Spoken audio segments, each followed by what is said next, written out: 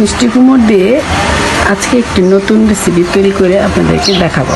এটাকে প্রথমে সুন্দর করে ধুয়ে নিতে হবে এবং কাটার পরও ধুতে হবে, কারণ কষ থাকে।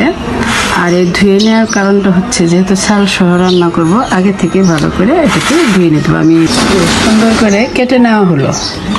রসুন কুচি দেওয়ার পর দিয়ে দিব পেঁয়াজ। দেখুন ভাজা ভাজা হয়ে আসছে। এখন দিয়ে দিব পেঁয়াজ রসুন বাটা। আমার একসাথে ব্লেন্ডার করা ছিল, আমি একসাথে দিয়ে দিলাম। লবণ, স্বাদ মতো, মরিচের গুঁড়া, হলুদের গুঁড়া, ধনিয়ার গুঁড়া, দিয়ে দিব কয়েকটি দালচিনি, আর দিব একটু তেজপাতা। একটি মাত্র ডিম দিয়ে ছাল সহ মিষ্টি কুমড়টা রান্না করব। আর এই মশলাটা কষানো হয়ে গেছে, আমি এখন এই মিষ্টি কুমড়টা দিয়ে দিব।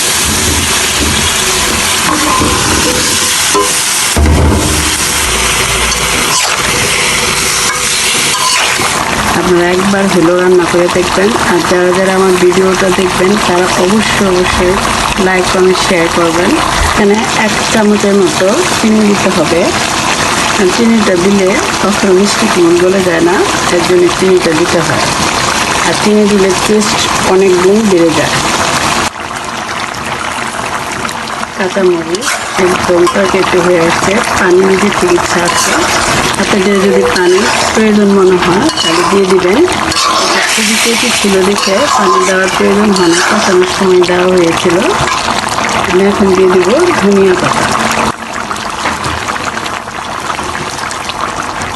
একটি ডিম নিয়েছি, ডিমটা হালকা একটু ফেটে নেব, বেশি। আমি এখন দিয়ে দিব ডিম। যেহেতু হয়ে আসছে তরকারিতে, দেখুন খুব সুন্দর এবং নরম হয়েছে। এখন আমি ডিমটা দিয়ে দিব।